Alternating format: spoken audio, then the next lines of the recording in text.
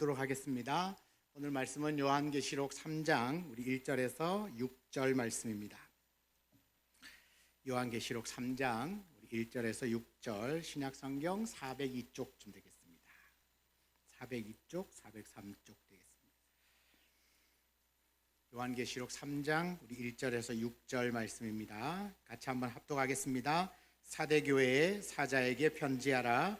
하나님의 7영과 7별을 가지신 이가 이르시되 내가 내 행위를 아노니 내가 살았다 하는 이름을 가졌으나 죽은 자로다. 너는 일깨어 그 남은 바 죽게 된 것을 굳건하게 하라. 내 하나님 앞에 내 행위에 온전한 것을 찾지 못하였노니 그러므로 내가 어떻게 받았으며 어떻게 들었는지 생각하고 지켜 회개하라. 만일 일깨지 아니하면 내가 도둑같이 이르리니 어느 때에 내게 이르는지 내가 알지 못하리라. 그러나 사대에 그 옷을 더럽히지 아니한 자 몇 명이 내게 있어 흰옷을 입고 나와 함께 다니리니 그들은 합당한 자인 연고라. 이기는 자는 이와 같이 흰옷을 입을 것이요 내가 그 이름을 생명책에서 결코 지우지 아니하고 그 이름을 내 아버지 앞과 그의 천사들 앞에서 시인하리라. 귀 있는 자는 성령이 교회들에게 하시는 말씀을 들을지어다. 아멘. 예수 우리 왕이여 찬양하겠습니다. 예수 우리 왕이여 이곳에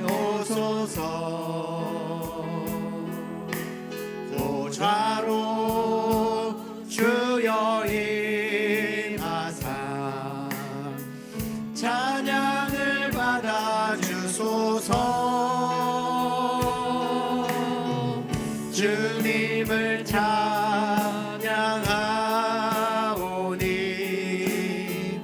주님을 경배하오니 왕이신 좌정하사 다스리소. 한 번 더 주님을 찬양하오니 주님을 찬양하오니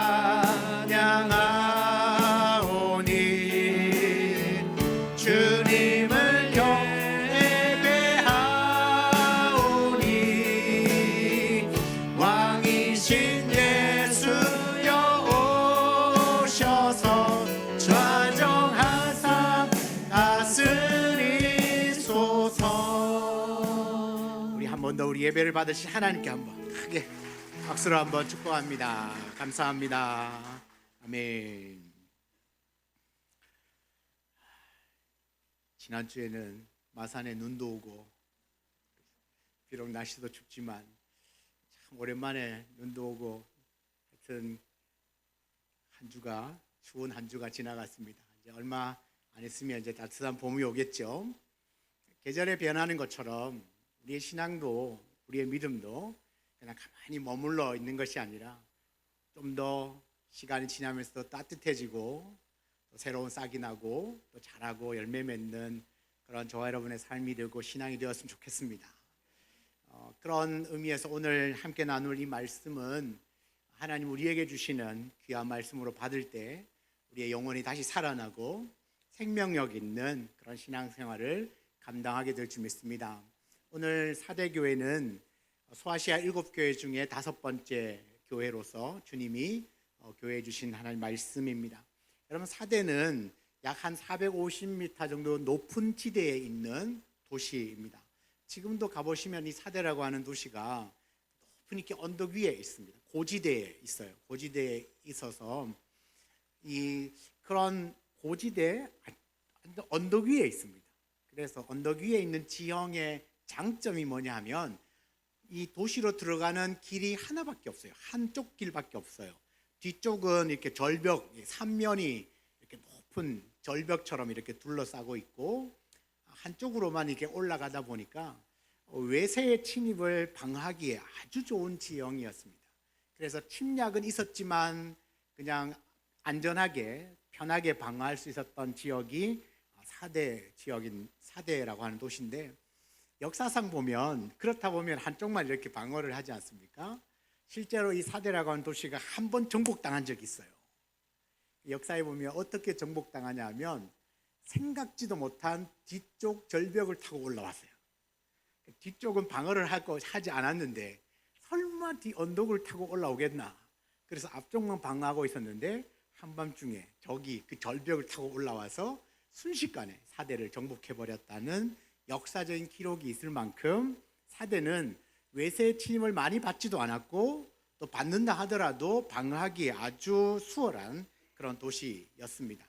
그렇다 보면 여러분, 전쟁이 일어나면 이제 적군들이 들어와서 그 마을을 이렇게 뭐 정복을 할 거 아니에요. 그러면 제일 먼저 뭘 가지고 갈까요? 그렇죠, 식량. 식량을 다 갖고 갈 거 아니에요.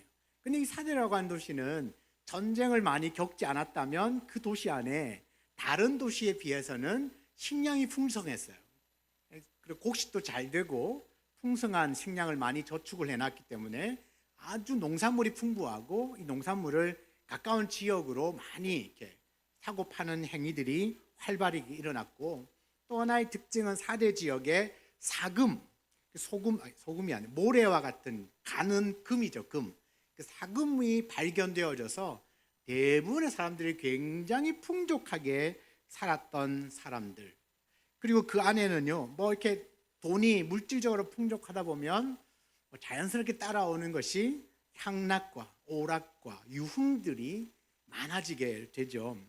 그리고 이 아시아 지역으로는 아마 최초로 기록이 되어져 있는데, 이 사대 지역에 이 동전, 금속으로 된 동전 화폐를 만들었다는 기록이 있어요. 그러니까 얼마나 많은 사람들이 오고 가고 상거래가 활발하게 이루어졌으면 그냥 이렇게 종이가 아니라 동전으로 만든 그런 동전이 있을 만큼 그 도시는 굉장히 물질적으로 부요한 도시였다.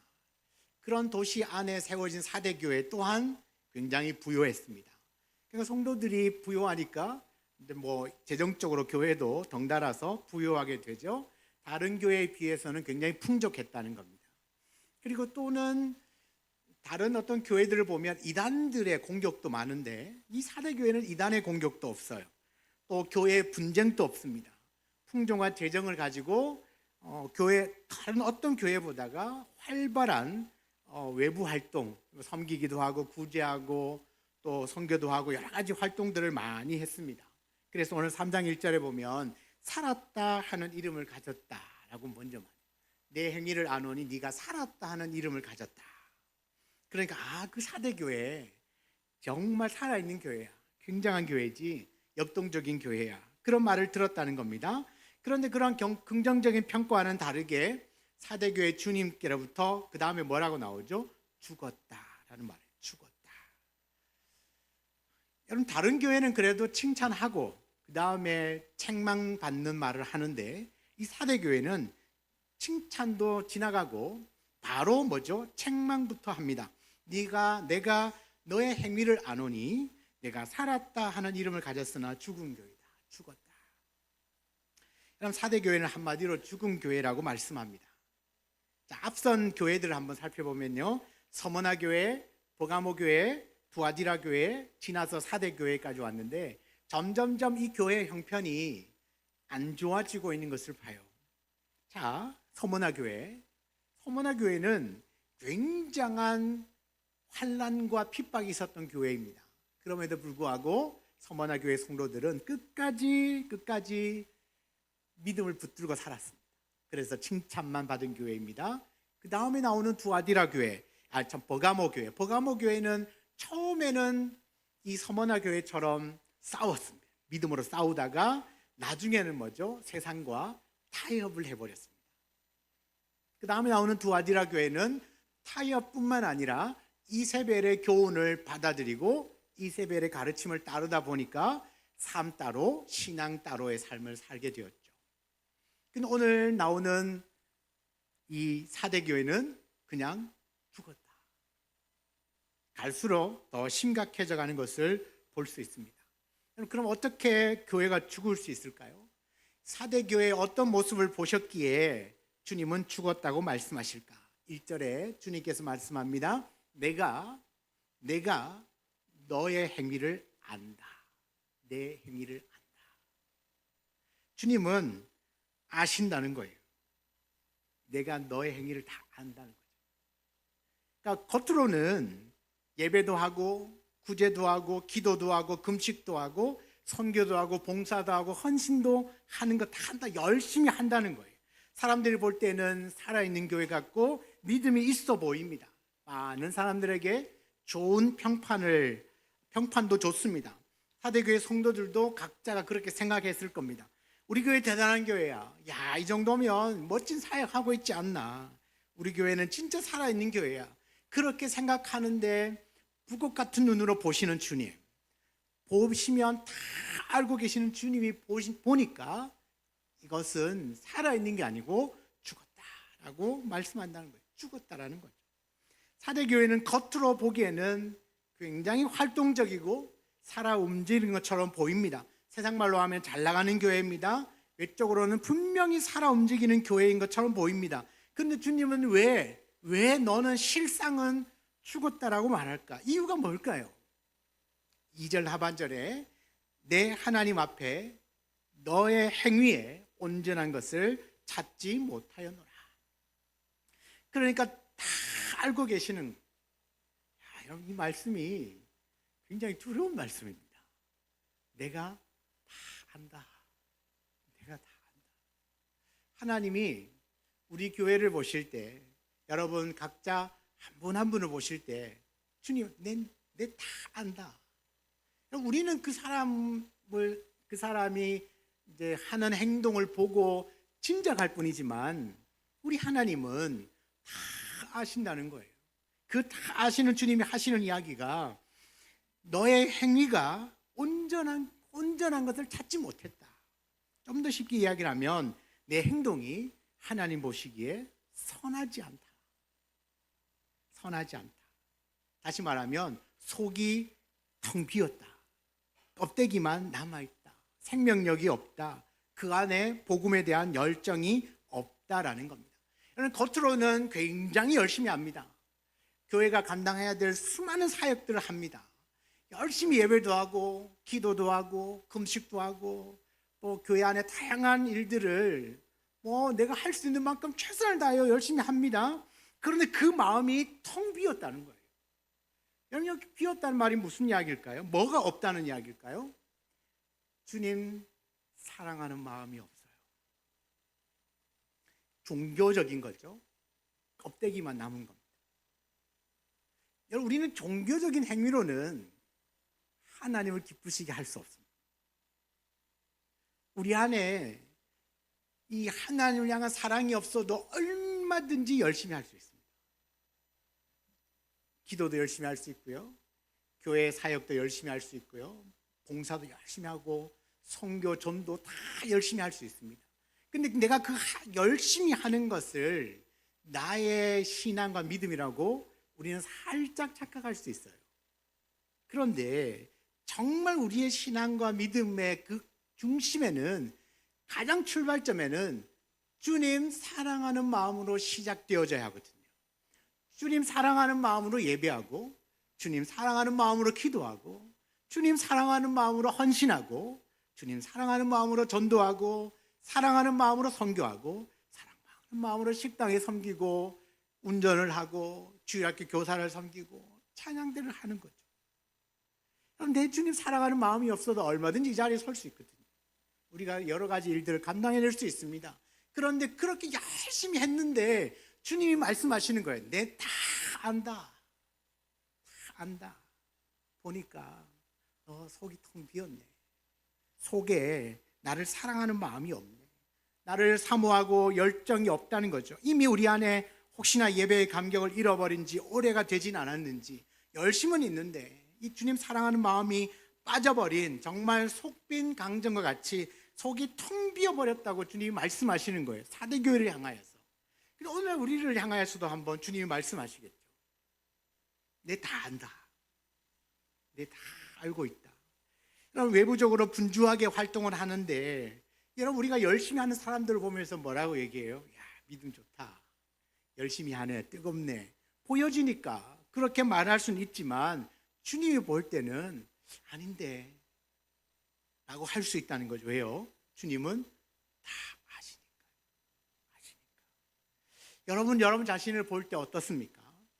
주님께 예배하고 주를 위해 헌신하는 그 동기가 무엇입니까? 제가 가끔씩 얘기를 하죠. 왜 내가 예배를 드리는지, 왜 내가 기도하는지, 왜 내가 섬기는지, 내 왜가 선교를 하고 전도를 하는지, 왜 내가 주님 맡겨주신 사명에 충성을 다해야 되는지, 그 왜라는 질문의 가장 본질적인 원초적인 해답은 주님 사랑하는 마음. 이거 빠지면 나도 껍데기구나, 나도 껍데기만 가지고 종교 생활하고 있구나. 여러분, 종교 생활로는 이 세상에서 믿음으로 승리하는 게 어렵습니다. 그래서 날마다 우리 내면의 동기를 확인해야 됩니다. 우리가 무엇을 하든지 주님 사랑하는 것만, 주님 사랑하는 마음으로 한 것만 남게 되어 있습니다. 내가 무엇을 남길 것인가? 여러분, 많은 업적들, 성과들, 공로들을 남기는 게 아니라 주님 사랑하는 마음으로 했는 것만 남게 되어 있어요. 나머지는 다 사상누각, 다 사라집니다. 다 잊혀집니다. 그러나 주님 사랑하는 마음으로 했던 그 헌신, 그 열정, 그 귀한 사역들, 사업들은 주님이 인정하시기 때문에 아마 우리의 마음에도 깊이 되새겨질 것입니다. 여러분, 꼭 기억하십시오. 우리가 무엇을 하든지 주님 사랑하는 마음으로 한 것만 남게 되어 있습니다. 주님이 사대교를 향하여서 실상은 죽었다고 신랄하게 비판하시지만 여기서 끝나는 게 아니에요. 주님은 그렇지만 너희가 지금은 죽어 있는 것 같지만, 죽었지만 다시 살 길이 있다고 말씀합니다. 주님이 정말 하고 싶은 이야기는 살 길이죠. 너희가 어떻게 하면 살 수 있다. 2절 상반절에 이렇게 말합니다. 너는 일깨어, 깨어나라는 거예요. 일깨어 그 남은 바 죽게 된 것을 굳건하게 하라. 참, 우리말인데도 무슨 말인지 잘 모르겠죠. 일깨어, 깨어나라까지는 알겠는데 그 다음 말이 잘 이해가 안 돼요. 그래서 조금 더 쉽게 번역된 쉬운 성경은 이렇게 번역했습니다. 깨어나라. 완전히 죽기 전에 아직 조금이라도 남은 힘이 있을 때에 네 자신을 일으켜 세워라. 깨라. 그리고 조금이라도 힘 남아 있을 때 일어서라. 그렇게 말씀하시죠. 그냥 그 조금 힘 남아 있을 때 나 힘 다 빠졌는데 하면 손을 놓으면 살 수가 없어요. 그러니까 주님이 안타까워하는 마음으로 조금이라도 남아있는 힘이 있다면, 조금이라도 주님 사랑하는 마음이 네 속에 살아 움직인다면 다시 일어나라. 넘어져 있지 말고, 쓰러져 있지 말고 다시 일어나라고 말해요. 현대어 성경에는 이렇게 번역했어요. 이제 일어나라. 불과 얼마 남지 않은 자들에게 힘을 넣어 주어라. 그들이 거의 다 죽어가고 있다. 죽어가고 있으니까 힘을 다시 불어 넣으라고 말하죠. 그럼 사대교회의 생명력, 영적 생명력은 마치 그 응급실에 막 급하게 실려와서 빨리 응급 조치를 하지 않으면 곧 숨이 넘어갈 그 상태에 있는 거예요. 할당하고 있는 상태. 얼마나 위급하고 긴급한 상황입니까? 그러니까 주님이 말씀하시잖아요. 지금이라도 완전히 죽기 전에 조금이라도 힘이 남아있을 때 일어나야 한다. 빨리 깨어서 너가 붙들어야 할 것들을 붙들어야 한다고 말해요. 이제 일어나서 불과 얼마 남지 않은 자에게 힘을 불어넣어 주어야, 그래야 다시 살아날 수 있다. 그럼 어떻게 우리가 깨어나서 우리 이 텅 비어 있던 마음에 다시 그 주님 사랑하는 마음으로 채워나갈 수 있는가? 3절은요, 주님이 이렇게 말씀하세요. 한번 3절을 같이 한번 읽어볼까요? 그러므로 내가 어떻게 받았으며 어떻게 들었는지 생각하고 지켜 회개하라. 아멘. 네가 어떻게 받았는지, 너가 그 하나님 은혜 받았을 때, 주님께로부터 그 귀한 영생의 생명을 받았을 때 너가 어떻게 그것을 받았는지를 생각해 보라는 거예요. 너가 그 은혜 받을, 구원받을 만한 자격이 있었니? 네가 그 어떤 열심들이 있었느냐? 그렇지만 그 아무 조건 없고 열심 없을 그때에 주님이 너를 너무 사랑해서 너에게 은혜를 주셨고 구원을 주셨고 열정을 주셔서 지금까지 열정적으로 주님 섬기게 해주었는데, 여러분 그때 그 뜨거운 첫사랑, 그 처음 열정, 그 처음 주님을 섬겼을 때 막 그 기쁨 있죠. 정말 예수 믿고 막 너무너무 좋아서 지내다가 누가 찬양대 해보세요, 교회 봉사 좀 해보세요 해서 뭣도 모르고 시작했는데 하니까 너무 기쁜 거야. 그때는 뭐 육체가 피곤한 줄도 모르고 그냥 밤새워도 기쁘고 뭐 시간이 그렇게 없는데도 막 헛지고 밥도 못 먹고 교회 달려와서 이것도 하고 저것도 했던 그 밀려오는 행복감, 그 기쁨들을 생각을 해보라는 거예요. 생각을 해봐라. 그리고는 회개하라. 회개가 뭐죠? 돌아가라. 그때로 돌아가라. 머물러 있지 말고 다시 그 처음 사랑, 처음 그 헌신, 그 열정, 그 마음을 생각하고 그때로 돌아가라. 근데 우리가 살다 보니까 어느샌가 세상에 빠져 살고, 옛날에는 시간이 없어도 시간을 쪼개서 사역을 했지만 지금은 시간 없다는 핑계로 요리조리 빠지고 있고, 그죠? 기도하라 그러면 피곤해요. 시간이 없어요. 그러면 우리가 어디에 지금 내가 빠져서 어디에 뭐가 더 중요한지를 잊고 살아서 잠시 내려놓고 살다 보니까 여러분 내 마음이 뭐죠? 텅 비어 있는 거예요. 오랫동안 교회를 다녔는데 교회를 빠질 수는 없고, 그래서 주일날 교회를 나오긴 하는데 그냥 껍데기만 있는 거죠. 내 마음 안에 진짜 주님 사랑하는 마음으로 하나님 앞에 예배한 적이 언제였는가 생각도 잘할 만큼, 생각도 나지 않을 만큼 참 내 마음이 많이 식어져 있고 죽어져 있는 내 모습을 본다는 거죠. 너무 안타까워. 주님이 말씀하시는 거예요. 생각해봐.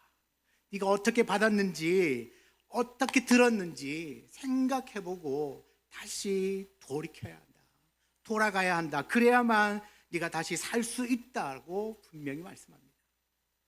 여러분, 이런 도시의 배경 아래 또 4대 교회의 여러 형편들 보면 절망스럽지 않습니까?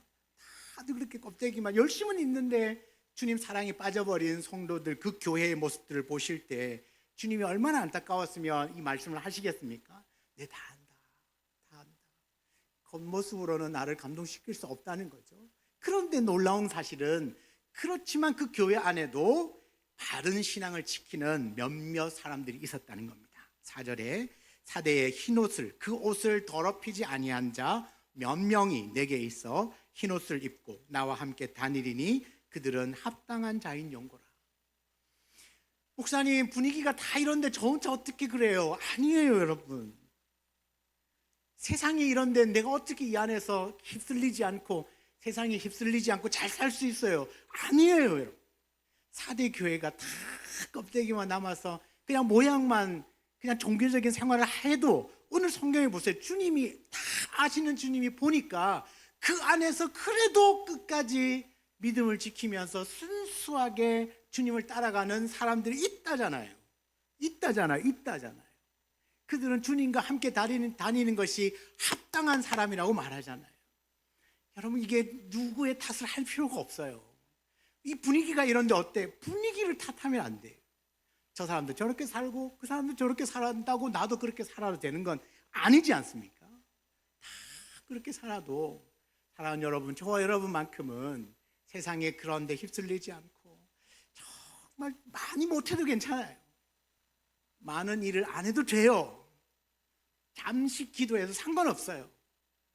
무엇을 하든지 정말 그 주님 사랑하는 마음으로 내게 은혜 주셔서 그 은혜로 구원을 받게 하셨고 지금도 예수 생명으로 살게 하여 주신 그 주님의 사랑과 은혜가 너무 기쁘고 감사해서 내가 작은 시간이라도 하나님께 드려서 예배하고 기도하고 할 수 있는 만큼 내가 교회를 위하여서 섬길 수 있으면 섬기고 할 수 없으면 또 괜찮아요.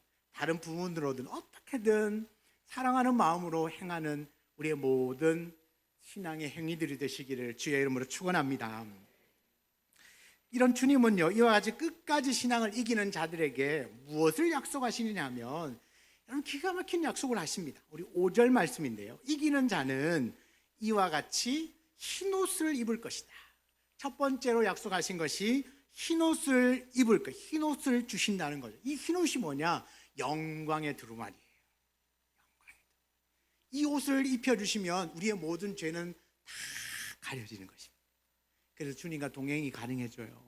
누구에게? 이기는 자에게 흰옷을 입혀주신다. 우리가 때로는 이 믿음 때문에 세상에서 비난당하고 조롱당하고 무시당할지 모르지만, 우리 주님은 여러분을 위하여 흰옷을, 영광의 옷을 예비하고 계신 줄 믿으시기 바랍니다. 이 옷이 다 여러분 끝까지 사랑으로 주님 앞에 충성하는 자에게 주시는 하나님의 놀라운 축복이에요. 두 번째는요, 내가 그 이름을 생명책에서 결코 지우지 아니할 것이다. 여러분의 이름을 하나님의 생명책에 기록해 놓으신대요. 왜요? 변하지 않도록, 절대로 그 생명을 잃어버리지 않도록 하나님의 생명책에 이름을 써주시겠다. 우리가 어떤 상황, 어떤 환경 가운데서도 내가 예수님을 믿음으로 꼭 붙들고 살면 우리 주님도 나를 꼭 붙들어 주십니다. 내가 주님을 향한 믿음으로 끝까지 사랑으로 충성을 다하면 우리 주님도 끝까지 우리를 끝까지 붙들고 끝까지 책임지십니다. 이게 그 말씀 아니에요? 생명책에 이름 적어놓고 이게 지워지지 않도록 하시겠다. 지워지지 않도록 선명한 이름이 하늘나라 생명책에 기록될 겁니다. 세 번째는요, 하나님과 천사들 앞에서 시인하시겠다고 말합니다. 하나님과 천사들 앞에서 내가 너를 시인해 줄 거다. 시인해 준다는 말이 뭐죠? 인정해 준다는 뜻입니다. 다른 사람 다 몰라줘도 주님이 저 사람은 하나님 앞에 아버지, 저 김성도는 제가 인정합니다. 끝까지 믿음으로 잘 살았어요. 그렇게 하나님 앞에서 시인을 인정해 주고 변호해 주신다는 뜻이에요. 주님이 인정해 주시면 그걸로 너무 기쁘지 않겠습니까? 주님이 인정해 주신다는데 세 가지를 약속했어요. 영광의 옷을 내가 줄게. 생명책에 너 이름 지워지지 않게 내가 기록해 줄게. 하나님 앞에서 내 절대 너 부인하지 않고 시인해 줄게. 내 너 인정해 줄게. 그렇게 약속하셨습니다. 여러분, 주님은 살아있는 것 같지만 실상은 죽은 사대교회를 향하여서 깨어나라고 말씀하셨어요.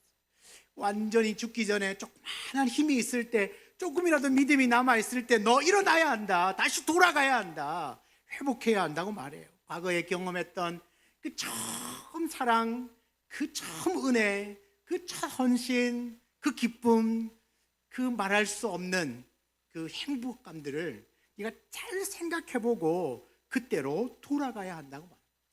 머물러 있지 말고 돌아가야 한다. 그것이 바로 살 길이라고 말해요. 살 길이다. 여러분, 그럼 우리가 어떻게 돌아갈 수 있을까요?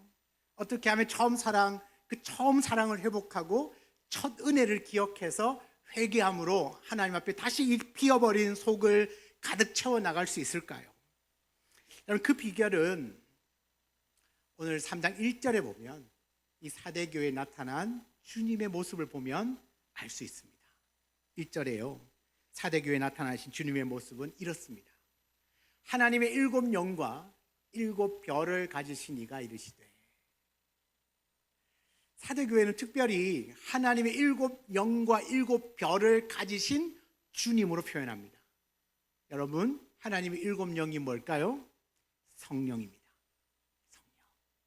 성령과 7 별을 가지시니까 말씀하시는 거예요. 여러분, 다른 7 교회 중에서 유일하게 이 사대교회의 주님은 성령의 권능으로 나타나셨어요. 왜 그럴까요? 죽은 자를 살릴 수 있는 권세는, 능력은 오직 성령으로부터 나오기 때문입니다. 그러니까 네가 지금은 죽은 것 같고 죽었으나 살 수 있는 길은 성령 하나님의 역사밖에 없다. 그러니까 너의 할 일은 성령을 구하는 것이다. 성령을 구할 때 너가 다시 살아날 수 있다고 그냥 보여주는 겁니다. 주님이 성령과 함께 대동하여서 사대교회에 나타나는 거죠. 너가 살 수 있는 길은 성령을 구하는 것이다. 다시 한 번 더 성령의 충만함을 받으라. 그렇게 호소하는 거죠. 죽은 사대교회가 다시 살아나려면 성령의 역사로 가능하다는 것을 보여주는 겁니다. 왜냐하면 여러분, 교회의 생명력은 성령의 능력, 성령의 역사에 달려 있습니다. 왜요? 교회가 어떻게 교회가 됐습니까? 성령 강림으로 교회가 된 거 아닙니까? 여러분, 저 여러분이 어떻게 교회가 됐습니까? 성령 받았기 때문에 교회된 것 아닙니까? 그러니까 이 교회의 생명력은 성령 하나님께 달려 있습니다. 사랑하는 여러분, 내 안에 왜 주님 사랑하는 마음이 식었을까요? 성령 충만이 약해졌기 때문에.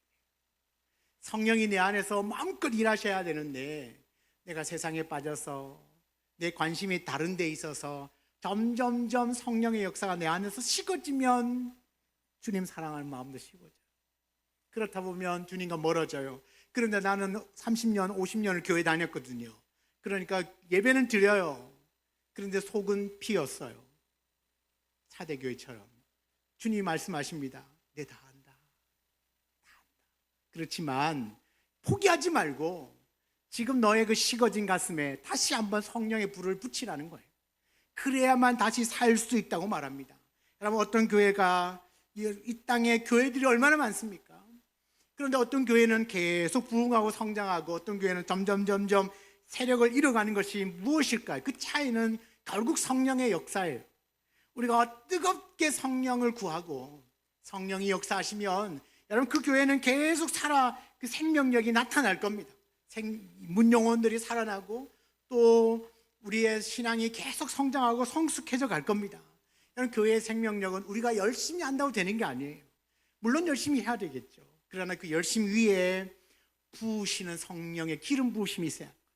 그래야만 산다는 겁니다. 성령의 역사하면 교회가 살고 성령의 역사가 차단되면 교회는 죽어가요. 저와 여러분의 개인의 신앙도 마찬가지입니다. 왜요? 우리가 교회잖아요. 내가 교회이지 않습니까? 내가 교회인데 내 안에 성령이 마음껏 역사하면 나는 계속 살아 꿈틀거려요. 그래서 내 안에 그 주님 사랑하는 마음이 어떻게든 바깥으로 표출이 되게 되어 있어요. 근데 성령으로 충만하지 않으면 내 가슴이 식었는데 내 안에서 뭐가 나올까요? 인간적인 게 나올 수밖에 없잖아요. 내 안에 성령이 충만하면 내 입술로도 성령의 말을 하고 내 행위로도 성령의 행위를 할 건데 안에 성령이 텅 비어버리면 여러분, 내 힘, 내 이름, 그죠? 내 인간적인 욕심, 이것이 나올 수밖에 없는 거예요. 나올 수밖에 없죠. 여러분, A.W. 토저라고 하는 목사님이 예배인가 쇼인가라는 책을 썼는데 그 책의 내용을 한마디로 요약하면 이런 겁니다. 죽은 교회의 가장 두드러진 특징이 뭐냐? 성령과 관계없이 열심히 하는 것이다. 죽은 교회의 특징이 뭐라고요? 성령과 관계없이 열심히 해요. 열심히 안 하는 게 아니에요.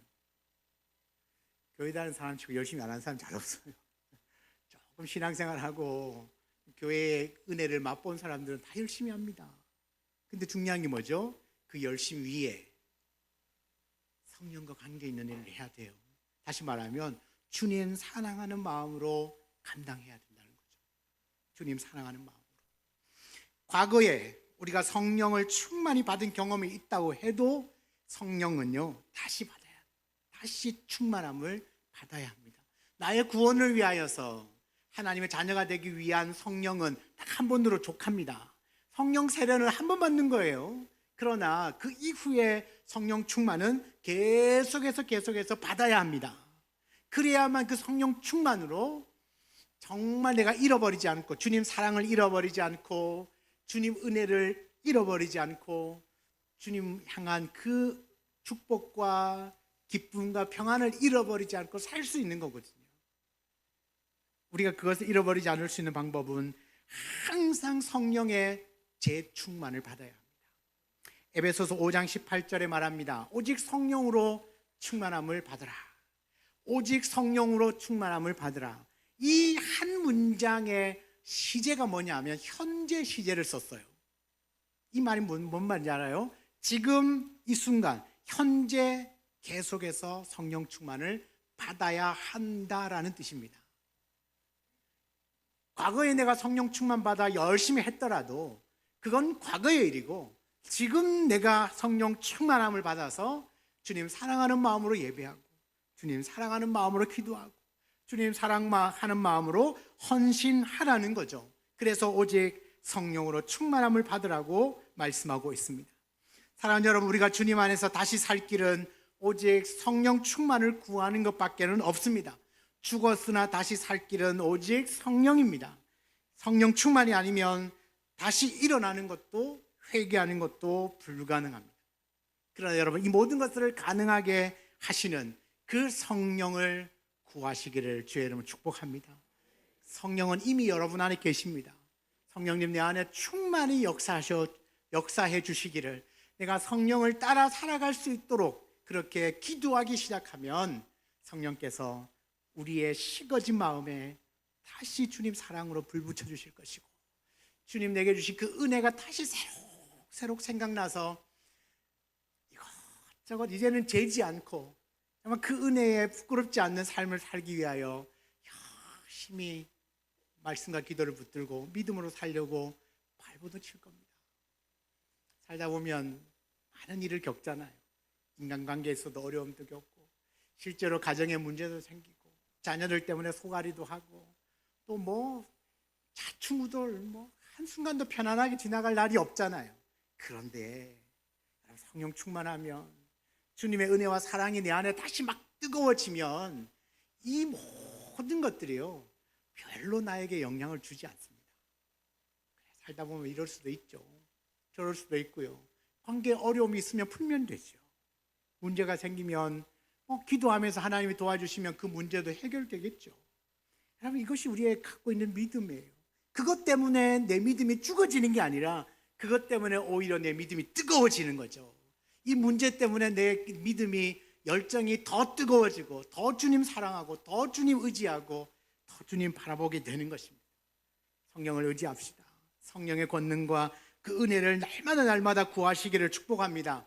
성령을 구할 때 살아있고 갈수록 더 경건한 믿음 생활을 하고 끝까지 믿음으로 승리할 수 있는 저와 여러분이 다 되시기를 주의 이름으로 축원합니다. 아멘. 우리 같이 한번 주신 말씀을 붙들고 기도하겠습니다.